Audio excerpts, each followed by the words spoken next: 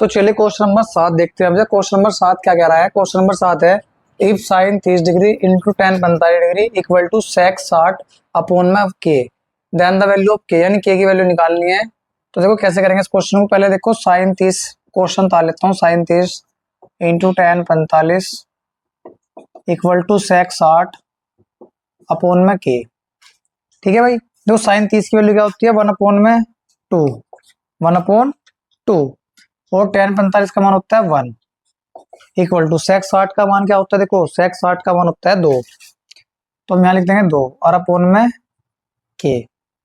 और जब एक की एक में गुणा करेंगे 1 अपॉन में 2 और 2 बटे के, इस के की वैल्यू इधर, 2 की वैल्यू इधर, तो के बराबर हो गया 4। तो ये आपको करेक्ट आंसर आ गया, ऑप्शन नंबर ए।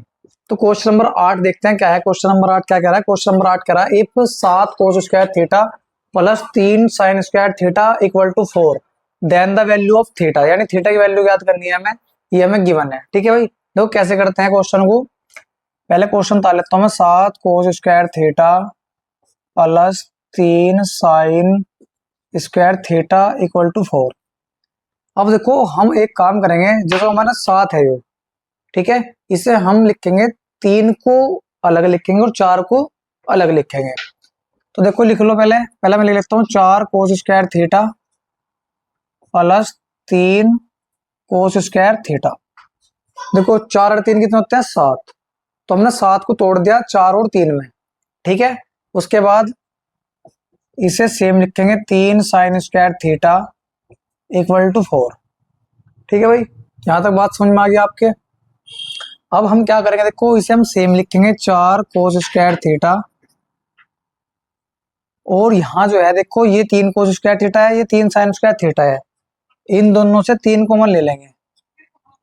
जब 3 कॉमन लेंगे तो यहाँ बचेगा कोस स्क्वायर थीटा और यहाँ बचेगा sine square theta equal to 4, और ये हो गया आपका 4 कोस स्क्वायर थीटा, 3 जुगा 2 यानी सेम, और इसकी वैल्यू होती है 1।